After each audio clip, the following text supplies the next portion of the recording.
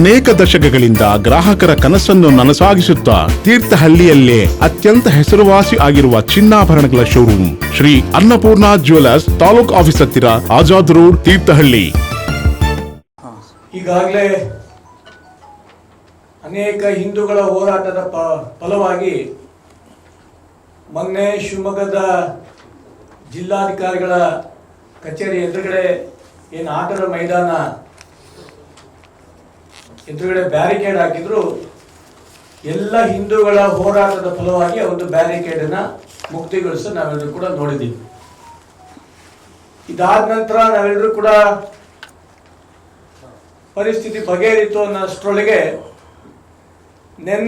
ಮೊನ್ನೆ ಒಂದು ಮಾಹಿತಿ ಬಂದಿದೆ. ಮುಸಲ್ಮಾನರು ಆ ಒಂದು ಜಾಗದಲ್ಲಿ ಒಂದು ಪ್ರೊಟೆಸ್ಟ್ ಮಾಡಬೇಕು ಅನ್ನೋಂಥ ತೀರ್ಮಾನ ಮಾಡಿ DC ಅವರಿಗೆ ಒಂದು ಮೆಮೊರಾಂಡಮ್ ಕೊಟ್ಟಿದ್ದಾರೆ ಅನ್ನೋಂಥ ಸುದ್ದಿ ಬಂದಿದೆ. ಕಾನೂನು ಬಾಹಿರವಾಗಿ ಈಗಾಗಲೇ ಮಹಾನಗರ ಪಾಲಿಕೆಯಲ್ಲಿ ಏನು ಖಾತೆ ಆಗಿದೆ ಅದನ್ನು ರದ್ದುಗೊಳಿಸಬೇಕು. ಜೊತೆಗೆ ಯಾವುದೇ ಕಾರಣಕ್ಕೂ ಕೂಡ ಯಾರಿಗೂ ಕೂಡ ಒಂದು ಜಾಗದಲ್ಲಿ ಪ್ರೊಟೆಸ್ಟ್ ಮಾಡಲಿಕ್ಕೆ ಅವಕಾಶ ಮಾಡಿಕೊಡಬಾರ್ದು. ಆ ಒಂದು ಸರ್ಕಾರಿ ಭೂಮಿ ಏನಿದೆ ಸರ್ಕಾರಿ ಭೂಮಿಯಾಗೆ ಉಳಿಬೇಕು. ಮುಂದಿನ ದಿನಗಳಲ್ಲಿ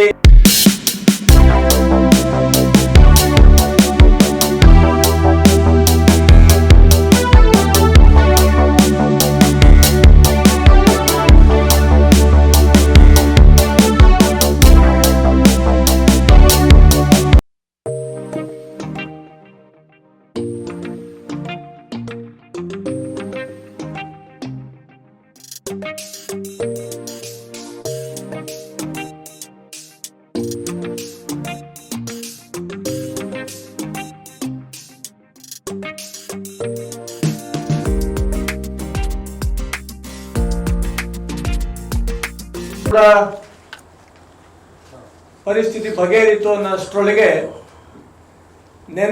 ಮೊನ್ನೆ ಒಂದು ಮಾಹಿತಿ ಬಂದಿದೆ. ಮುಸಲ್ಮಾನರು ಆ ಒಂದು ಜಾಗದಲ್ಲಿ ಒಂದು ಪ್ರೊಟೆಸ್ಟ್ ಮಾಡಬೇಕು ಅನ್ನೋಂಥ ತೀರ್ಮಾನ ಮಾಡಿ DC ಅವರಿಗೆ ಒಂದು ಮೆಮೊರಾಂಡಮ್ ಕೊಟ್ಟಿದ್ದಾರೆ ಅನ್ನೋಂಥ ಸುದ್ದಿ ಬಂದಿದೆ. ಕಾನೂನು ಬಾಹಿರವಾಗಿ ಈಗಾಗಲೇ ಮಹಾನಗರ ಪಾಲಿಕೆಯಲ್ಲಿ ಏನು ಖಾತೆ ಆಗಿದೆ ಅದನ್ನು ರದ್ದುಗೊಳಿಸಬೇಕು. ಜೊತೆಗೆ ಯಾವುದೇ ಕಾರಣಕ್ಕೂ ಕೂಡ ಯಾರಿಗೂ ಕೂಡ ಒಂದು ಜಾಗದಲ್ಲಿ ಪ್ರೊಟೆಸ್ಟ್ ಮಾಡಲಿಕ್ಕೆ ಅವಕಾಶ ಮಾಡಿಕೊಡಬಾರ್ದು. ಆ ಒಂದು ಸರ್ಕಾರಿ ಭೂಮಿ ಏನಿದೆ ಸರ್ಕಾರಿ ಭೂಮಿಯಾಗೆ ಉಳಿಬೇಕು. ಮುಂದಿನ ದಿನಗಳಲ್ಲಿ ಆ ಜಾಗ ಯಾರಿಗಾದರೂ ಪ್ರೊಟೆಸ್ಟ್ ಮಾಡಲಿಕ್ಕೂ ಮುಸಲ್ಮಾನರಿಗೆ ಯಾವುದಕ್ಕಾದ್ರೂ ಕೊಟ್ಟರೆ ಇಡೀ ಶಿವಮೊಗ್ಗ ಜಿಲ್ಲೆಯ ರಾಷ್ಟ್ರಭಕ್ತರು ಇರ್ಬೋದು, ನಾವೆಲ್ಲರೂ ಕೂಡ ಅದ್ರ ವಿರುದ್ಧವಾಗಿ ನಿಲ್ತೀವಿ.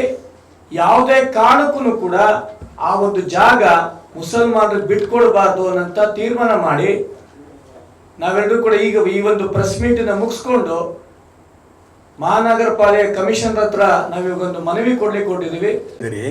ಅದಿನ್ನೂ ಯಾರಿಗೂ ಗೊತ್ತಿಲ್ಲ, ನಿಮಗೆ ಗೊತ್ತು. ಈ ರೀತಿ ನಿಮ್ಮಂಥ ಗೊತ್ತಿರೋರ ಮುಖಾಂತರ ನಮಗೂ ಸುದ್ದಿ ಬಂದಿದೆ.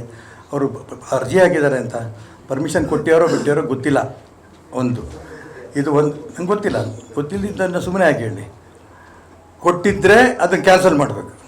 ಯಾರಪ್ಪನ ಆಸ್ತಿ ಅದು? ಹೆಂಗೆ ಕೊಟ್ಟರು ಕಾರ್ಪೊರೇಷನ್ನವರು? ಅಕ್ರಮವಾಗಿ ಅವ್ರಿಗೆ ಆ ಒಂದು ಭೂಮಿ ಅವ್ರಿಗೆ ಕಾನೂನು ಬಾಹಿರವಾಗಿ ಖಾತೆ ಮಾಡಿಕೊಟ್ಟಿದೆ ಅಂತ ಹಿಂದಿನ ಕಮಿಷನರೇ ಹೇಳಿದ್ದಾರೆ. ಜಿಲ್ಲಾಧಿಕಾರಿಗಳು ಪತ್ರ ಬರೆದಿರ್ಬೇಕಾದ್ರೆ. ಮತ್ತು ಆ ಜಾಗದಲ್ಲಿ ಬೇರೆ ಇನ್ಯಾವುದಕ್ಕೂ ಕೊಡ್ಕೂಡ್ದು ಅಂತ ತೀರ್ಮಾನ ಆಗಿದೆ. ರಂಜಾನ್ ದಿನ ಯಾವುದೋ ಒಂದು ದಿನ ಹಬ್ಬಕ್ಕೆ ಮಾತ್ರ ಹೆಂಗೆ ಕೊಡ್ತಾರೆ ಹಾಗಾದ್ರೆ ಬೇರೆದಕ್ಕೆ? ಯಾವುದೇ ಕಾರಣಕ್ಕೂ ಬೇರೆ ಯಾವುದೇ ಚಟುವಟಿಕೆಗಳಿಗೆ ಅವಕಾಶ ಕೊಟ್ಟರೆ ಅದನ್ನು SP ಅವರು, DC ಅವರು, ಕಮಿಷನರ್ ಅವರು ಅವರೇ ಅನುಭವಿಸಬೇಕಾಗತ್ತೆ ಅಂತ ಎಚ್ಚರಿಕೆಯನ್ನು ಕೊಡೋಕ್ಕೆ ಇಷ್ಟಪಡ್ತೇನೆ.